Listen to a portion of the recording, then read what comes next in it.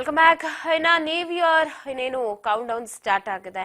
ಇವತ್ತು 31ನೇ ತಾರೀಕು ಮಧ್ಯರಾತ್ರಿ 12 ಗಂಟೆಗೆ ಎಲ್ಲಾ ರೀತಿಯ ಸಂಭ್ರಮಾಚರಣೆ ಮೇಳೈಸುತ್ತೆ. ಇದರಲ್ಲಿ ಮಹಿಳೆಯರ ಸುರಕ್ಷತೆ ಕೂಡ ಬಹಳ ಮುಖ್ಯ ಆಗುತ್ತೆ. ಮಹಿಳೆಯರ ರಕ್ಷಣೆಗಾಗಿ ಪಬ್ಗಳಲ್ಲಿ ಲೇಡಿ ಬೌನ್ಸರ್ಸ್ ವ್ಯವಸ್ಥೆ ಕೂಡ ಮಾಡಲಾಗಿದೆ.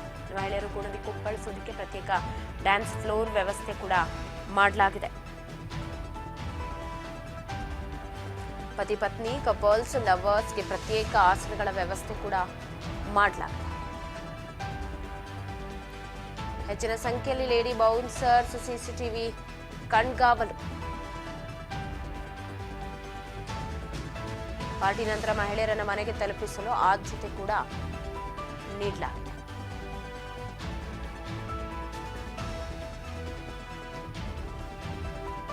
ರಷ್ಯಾ ಕ್ಯಾಬ್ ಸರ್ವಿಸ್ ಮೂಲಕ ಮನೆಗೆ ಕಳುಹಿಸುವುದಕ್ಕೆ ವ್ಯವಸ್ಥೆಯನ್ನು ಮಾಡಲಾಗಿದೆ. ಇದು ಮಹಿಳೆಯರಿಗೆ ಹೆಚ್ಚಿನ ಭದ್ರತೆಗೆ ಮಾಡಿರುವಂತಹ ರೂಲ್ಸ್ಗಳು. ಮಹಿಳೆಯರ ಸುರಕ್ಷತೆಗೆ ಆದ್ಯತೆಯನ್ನು ಒದಗಿಸಿದ್ದು ನಿರಾತಂಕವಾಗಿ ನ್ಯೂ ಇಯರ್ ಆಚರಣೆ ಮಾಡಬಹುದಂತೆ. ಅಹಿತಕರ ಘಟನೆಗಳಿಂದ ಮಹಿಳೆಯರಲ್ಲಿ ಸಹಜವಾಗಿಯೇ ಭಯ ಇರುತ್ತೆ. ಅದನ್ನೆಲ್ಲ ಹೋಗಲಾಡಿಸೋದಿಕ್ಕೆ ಹೆಚ್ಚಿನ ಆದ್ಯತೆಯನ್ನ ಕೊಡಲಾಗಿದೆ.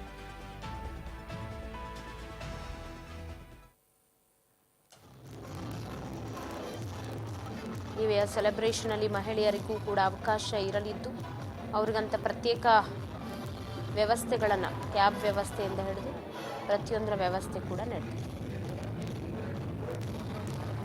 ಸುರಕ್ಷಾ ಕ್ಯಾಬ್ ಸರ್ವಿಸ್ ಮೂಲಕ ಮನೆ ಕಳಿಸೋದು, ಜೊತೆಗೆ ಕಪಲ್ಸ್ ಬಂದರೆ, ಮದುವೆ ಆದವರು ಪ್ರತಿಯೊಬ್ಬರಿಗೂ ಕೂಡ ಒಂದಷ್ಟು ರೂಲ್ಸ್ಗಳನ್ನು ಮಾಡಲಾಗಿದೆ. ಮತ್ತಷ್ಟು ಅಪ್ಡೇಟ್ಸ್ ಅನ್ನ ಕೊಡ್ತಾರೆ ಪ್ರತಿನಿಧಿ ಹರ್ಷಿತಾ. ಫೋನ್ ಸಂಪರ್ಕದಲ್ಲಿ ನ್ಯೂಸ್ ಡೆಸ್ಕ್ ನಿಂದ ಲೈವ್ ನಲ್ಲಿ ಜಾಯಿನ್ ಆಗ್ತಾ ಇದ್ದಾರೆ. ಹರ್ಷಿತಾ, ಇವತ್ತು 2024ಕ್ಕೆ ಗುಡ್ ಬೈ ಹೇಳಿ 25ನ ವೆಲ್ಕಮ್ ಮಾಡ್ಕೊಳ್ಳೋದಕ್ಕೆ ಸಿಲಿಕಾನ್ ಸಿಟಿ ಸಜ್ಜಾಗಿದೆ. ಸದ್ಯ ಯಾವ ತರ ಇದೆ ಸಿಲಿಕಾನ್ ಸಿಟಿಯಲ್ಲಿ ಸಿದ್ಧತೆ? 2024ನ ಮುಗಿಸಿ ಈಗ 2025ಕ್ಕೆ ಕಾಲಿಡೋಕೆ ಇನ್ನೇನು ಒಂದೇ ದಿನ ಮಾತ್ರ ಬಾಕಿ ಇದೆ. ಇವತ್ತು ರಾತ್ರಿಯಿಂದ ಸೆಲೆಬ್ರೇಷನ್ ಕೂಡ ಸ್ಟಾರ್ಟ್ ಆಗಲಿದೆ. ಇವತ್ತು MG ರೋಡ್ ಆಗಿರ್ಬೋದು, ಚರ್ಚ್ ಸ್ಟ್ರೀಟ್ ಮತ್ತೆ ಬ್ರಿಗೇಡ್ ರಸ್ತೆಗಳಲ್ಲೂ ಕೂಡ 11 ಗಂಟೆಯಿಂದಲೂ ಕೂಡ ಸೆಲೆಬ್ರೇಷನ್ ಸ್ಟಾರ್ಟ್ ಆಗುತ್ತೆ. ರಾತ್ರಿ 1 ಗಂಟೆವರೆಗೂ ಕೂಡ ಒಂದು ಸೆಲೆಬ್ರೇಷನ್ಗಾಗಿ ಅವಕಾಶವನ್ನು ಕೂಡ ಕಲ್ಪಿಸಿಕೊಡಲಾಗಿದೆ. ಅದರ ಜೊತೆಗೆ ಒಂದು ಕಡೆ ಸಿಟಿ ಜನರು ಕೂಡ ಕುಣಿದು ಕುಪ್ಪಳಿಸೋಕೆ ತುದಿಗಾಲ್ನಲ್ಲಿ ನಿಂತ್ಕೊಂಡು ಕಾಯ್ತಾ ಇರುವಂತದ್ದು. ಅದ್ರ ಜೊತೆಗೆ ಎಲ್ಲ ಒಂದು ಬೆಂಗಳೂರಿನ ಜನಗೆ ಸೇಫ್ಟಿಗಾಗಿ ಏನೇನು ವ್ಯವಸ್ಥೆಗಳನ್ನ ಮಾಡಬೇಕು ಎಲ್ಲವನ್ನು ಕೂಡ ಈಗಾಗಲೇ ಕಲ್ಪಿಸಿಕೊಡಲಾಗಿದೆ.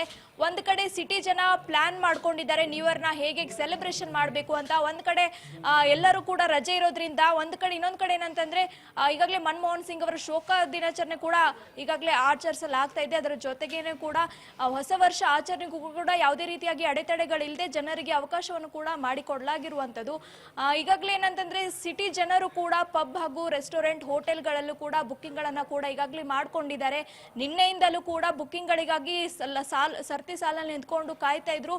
ಸದ್ಯ ಇವತ್ತು ರಾತ್ರಿಯಿಂದ ಒಂದು ಹೊಸ ಸಂಭ್ರಮಾಚರಣೆ ಕೂಡ ಶುರುವಾಗಲಿದೆ. ಹೀಗಾಗಿ ಈ ಒಂದು ಹಾಟ್ಸ್ಪಾಟ್ಗಳಾಗಿರುವಂಥ ಸೆಲೆಬ್ರೇಷನ್ ಹಾಟ್ಸ್ಪಾಟ್ಗಳಾಗಿರುವಂಥ ಬ್ರಿಗೇಡ್ ರೋಡ್ ಮತ್ತೆ ಚರ್ಚ್ ಸ್ಟ್ರೀಟ್, MG ರೋಡ್ ಹಾಗೂ ಇಂದಿರಾನಗರ ಆಗಿರ್ಬೋದು, ಕೋರಮಂಗಲ ರಸ್ತೆಗಳಲ್ಲೂ ಕೂಡ ಸಾಕಷ್ಟು ಸೇಫ್ಟಿಗಾಗಿ ಪೊಲೀಸರು ಒಂದು ಕಟ್ಟುನಿಟ್ಟಿನ ರೂಲ್ಸ್ಗಳನ್ನು ಕೂಡ ಹಾಕಲಾಗಿರುವಂಥದ್ದು.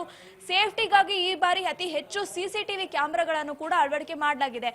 ಈಗಾಗಲೇ BBMPಯಿಂದ 150 CCTV ಕ್ಯಾಮೆರಾಗಳನ್ನ ಅಳವಡಿಸಲಾಗಿದೆ. ಅದರ ಜೊತೆಗೇನು ಕೂಡ ಇನ್ನಷ್ಟು ಹೆಚ್ಚಿನ 850ಕ್ಕೂ ಹೆಚ್ಚಿನ CCTV ಕ್ಯಾಮೆರಾಗಳನ್ನು ಕೂಡ ಅಳವಡಿಸಲಾಗಿದೆ. ಇನ್ನು 30 ಮೀಟರ್ ಉದ್ದಕ್ಕೂ ಕೂಡ ಎಲ್ಲೆಲ್ಲಿ ಸೇಫ್ಟಿಗಾಗಿ ಬೇಕೋ ಅಲ್ಲಿ CCTVಗಳು ಕೂಡ ಇದಾವೆ. ಅದ್ರ ಜೊತೆಗೇನೆ ಕೂಡ ಅಲ್ಲಿ ಕಂಟ್ರೋಲ್ ರೂಮ್ಗಳನ್ನು ಕೂಡ ಮಾಡಲಾಗಿದೆ. ಮಿನಿ ಕಂಟ್ರೋಲ್ ರೂಮ್ಗಳು ಕೂಡ ಒಂದು ರಸ್ತೆಗಳಲ್ಲಿ ಕೂಡ ಇರಲಿವೆ. ಹೀಗಾಗಿ ಇವತ್ತು 10 ಗಂಟೆಯಿಂದಲೂ ಕೂಡ ಎಲ್ಲ ಫ್ಲೈಓವರ್ ರಸ್ತೆಗಳು ಕೂಡ ಬಂದ್ ಆಗ್ಲಿರುವಂಥದ್ದು. ಇನ್ನು ಕೆಲವೊಂದು ಪ್ರಮುಖ ಜಂಕ್ಷನ್ಗಳು ಕೂಡ ಕ್ಲೋಸ್ ಆಗಲಿವೆ. MG ರೋಡ್ ಮೆಟ್ರೋ ಸ್ಟೇಷನ್ ಕೂಡ ಕ್ಲೋಸ್ ಆಗ್ಲಿರುವಂಥದ್ದು. ಅದ್ರ ಜೊತೆಗೇನೆ ಕೂಡ ಏನೇನು ಸೇಫ್ಟಿಗಾಗಿ ಇರಬೇಕು, ಈಗ ಇಂದಿರಾನಗರದಲ್ಲಿ ಸಾಕಷ್ಟು ಪಬ್ಗಳಿದಾವೆ, ಅಲ್ಲಿ ಸೇಫ್ಟಿಗಾಗಿ ಕೂಡ ಸಾಕಷ್ಟು ವ್ಯವಸ್ಥೆಗಳನ್ನು ಕೂಡ ಮಾಡಿಕೊಳ್ಳಲಾಗಿದೆ. ಅದರಲ್ಲೂ ಕೂಡ ಪ್ರಮುಖವಾಗಿ ಮಹಿಳೆಯರಿಗೂ ಕೂಡ ಹೆಚ್ಚಿನ ಆದ್ಯತೆಯನ್ನು ಕೊಡಲಾಗಿದೆ. ಯಾಕಂದ್ರೆ ಪ್ರತಿ ಬಾರಿ ಕೂಡ ಒಂದಲ್ಲ ಒಂದು ಅಹಿತಕರ ಘಟನೆಗಳಿಗೂ ನಡೀತವೆ. ಯಾಕಂತಂದ್ರೆ ಮಹಿಳೆಯರಿಗೆ ಸೇಫ್ಟಿ ಇಲ್ಲ ಅನ್ನೋದು ಕೂಡ ಒಂದ್ ರೀತಿಯಾಗಿ ಇರುತ್ತೆ. ಹೀಗಾಗಿ ಮಹಿಳೆಯರು ಯಾವುದೇ ರೀತಿಯಾಗಿ ಈ ಬಾರಿ ಭಯ ಪಡಬೇಕಾಗಿಲ್ಲ, ಹಿಂಜರಿಬೇಕಾಗಿಲ್ಲ. ಅವರು ಕೂಡ ಹೊಸ ವರ್ಷಾಚರಣೆಯನ್ನ ಸಂಭ್ರಮದಿಂದ ಆಚರಣೆ ಮಾಡಬಹುದು. ಹೀಗಾಗಿ ಅವರಿಗಾಗಿ ಪಬ್ಗಳಲ್ಲೂ ಕೂಡ ಸಪರೇಟ್ ಆಗಿ ಒಂದು ರೀತಿಯಾಗಿ ವ್ಯವಸ್ಥೆಯನ್ನು ಕೂಡ ಮಾಡಲಾಗಿದೆ. ಈಗ ಕಪಲ್ಸ್ ಗಳಾಗಿರ್ಬೋದು, ಆಮೇಲೆ ಫ್ಯಾಮಿಲಿಗಳಿಗಾಗಿರ್ಬೋದು, ಅವರು ಎಲ್ಲರಿಗೂ ಕೂಡ ಪ್ರತ್ಯೇಕವಾಗಿ ಆಸನಗಳನ್ನ ಕೂಡ ನಿರ್ಮಿಸಲಾಗಿದೆ. ಅದರ ಜೊತೆಗೆ ಕೂಡ ಮಹಿಳೆಯರಿಗಾಗಿ ಅಂತ ಹೇಳಿ ಅವರು ಕೂಡ ಕುಣಿದು ಕುಪ್ಪಳಿಸ್ಲಿ ಅಂತ ಹೇಳಿ ಅವ್ರಿಗಾಗಿ ಡ್ಯಾನ್ಸ್ ಫ್ಲೋರ್ ಗಳನ್ನ ಕೂಡ ಸಪರೇಟ್ ಆಗಿ ಮಾಡಿಕೊಡ್ಲಾಗಿದೆ. ಅದರಲ್ಲೂ ಪ್ರಮುಖವಾಗಿ ಮಹಿಳೆಯರ ಸೇಫ್ಟಿಗಾಗಿ ಮಹಿಳಾ ಬೌನ್ಸರ್ಸ್ ಗಳನ್ನೇ ಆಯೋಜನೆ ಮಾಡಬೇಕು ಅಂತ ಹೇಳಿ ಸಾಕಷ್ಟು ಮನವಿ ಕೂಡ ಕೇಳಿ ಬಂದಿತ್ತು. ಹೀಗಾಗಿ ಮಹಿಳಾ ಬೌನ್ಸರ್ಸ್ ಗಳನ್ನು ಕೂಡ ಅಲ್ಲಿ ನೇಮಕ ಮಾಡಲಾಗಿದೆ. ಹೀಗಾಗಿ ಒಟ್ಟಾರೆಯಾಗಿ ಬೆಂಗಳೂರಿನ ಜನಕ್ಕೆ ಒಂದ್ ರೀತಿಯಾಗಿ ಹೊಸ ವರ್ಷವನ್ನ ಬರಮಾಡಿಕೊಳ್ಳೋಕೆ ಕಾತುರದಿಂದ ಕಾಯ್ತಾ ಇದ್ದಾರೆ. ಇನ್ನೇನು ಕೆಲವೇ ಗಂಟೆಗಳು ಕೂಡ ಬಾಕಿ ಇದೆ. ಹೀಗಾಗಿ ಇವತ್ತು ರಾತ್ರಿಯಿಂದಲೇ ಕೂಡ ಸಂಭ್ರಮಾಚರಣೆ ಶುರುವಾಗುತ್ತೆ. ಅದರ ಜೊತೆಗೆ ಕೂಡ ಏನೇನು ಇಲ್ಲಿ ಸಂಭ್ರಮಾಚರಣೆ ಇಲ್ಲಿರುವಂತಹ ಜನರಿಗೂ ಕೂಡ ಸೇಫ್ ಆಗಿ ಮನೆಗೆ ತೆರಳಬೇಕು ಅಂತ ಹೇಳಿ ಎಲ್ಲ ಒಂದು ವ್ಯವಸ್ಥೆಯನ್ನು ಕೂಡ ಮಾಡಿಕೊಳ್ಳಲಾಗಿದೆ. BMTC ಇಂದಲೂ ಕೂಡ ಹೆಚ್ಚುವರಿ ಬಸ್ಗಳ ವ್ಯವಸ್ಥೆಯನ್ನು ಕೂಡ ಮಾಡಲಾಗಿದೆ. ಅದರ ಜೊತೆಗೆ ಮೆಟ್ರೋ ಕೂಡ 2:45 ರಾತ್ರಿ 2:45ರವರೆಗೂ ಕೂಡ ಕಾರ್ಯನಿರ್ವಹಿಸಲಿದೆ. ಅದರ ಜೊತೆಗೆ ಮಹಿಳೆಯರು ಏನಾದ್ರೂ ಕುಡಿದು ಮತ್ತಿನಲ್ಲಿ ಏನಾದ್ರೂ ಬಿದ್ದವರು ಅವರುಗಳನ್ನ ಸೇಫ್ಟಿಯಾಗಿ ಮನೆಗೆ ಕಳಿಸೋಕು ಕೂಡ ಪೊಲೀಸ್ ಸಿಬ್ಬಂದಿಗಳನ್ನು ಕೂಡ ಆಯೋಜನೆ ಮಾಡಲಾಗಿದೆ. ಅವರನ್ನ ಸೇಫ್ ಆಗಿ ಮನೆಗೆ ಸೇರಿಸುವಂತ ವ್ಯವಸ್ಥೆಯನ್ನು ಕೂಡ ಎಲ್ಲ ಮಾಡಿಕೊಳ್ಳಲಾಗಿರುವಂತದ್ದು. ಪವಿತ್ರ, ಎಸ್ ಹರ್ಷಿತಾ, ನೀವು ಹೇಳ್ತಾ ಇದ್ರಿ ಈಗ ಮೆಟ್ರೋದಲ್ಲೂ ಕೂಡ ಟೈಮ್ ಎಕ್ಸ್ಟೆಂಡ್ ಮಾಡಿದ್ದಾರೆ ಅಂತ. ಇನ್ನೊಂದು ಕಡೆ BMTCನೂ ಕೂಡ 2 ಗಂಟೆವರೆಗೂ ಓಡಾಡುತ್ತೆ, ಅದು ಕೂಡ ಮಹಿಳಾ ಸುರಕ್ಷತೆಯ ದೃಷ್ಟಿಯಿಂದ ಅಂತ ಹೇಳಿ ಒಂದಷ್ಟು ರೂಲ್ಸ್ ಗಳಲ್ಲಿ ಎಕ್ಸ್ಟೆಂಡ್ ಮಾಡಿದ್ದಾರೆ ಅಂತ ಬಸ್ಗಳ ಒಂದು ರೂಟ್ ವ್ಯವಸ್ಥೆಯಲ್ಲಿ ಕೂಡ. ಆ ಬಗ್ಗೆ ಏನಾದ್ರೂ ಮಾಹಿತಿ ಇದೆಯಾ? ಎಸ್, ಖಂಡಿತ ಪವಿತ್ರ. ಈಗಾಗಲೇ ಏನಂತಾರೆ, ಹೊಸ ವರ್ಷ ಅಂತ ಅಂದ್ರೆ ಸಾಕಷ್ಟು ಜನರು ಕೂಡ ಸೇರುವಂತ ಸಾಧ್ಯತೆ ಇರುತ್ತೆ. ಹೀಗಾಗಿ ಒಂದು ಪ್ರಮುಖ ರಸ್ತೆಗಳಲ್ಲೂ ಕೂಡ ಸಾಕಷ್ಟು ಜನದಟ್ಟಣೆ ಇರುತ್ತೆ. ಅದರಲ್ಲೂ ಕೂಡ ಈ ಬಾರಿ 10 ಲಕ್ಷಕ್ಕೂ ಹೆಚ್ಚು ಜನರು ಕೂಡ ಸೇರುವಂತ ಸಾಧ್ಯತೆ ಕೂಡ ಇದೆ.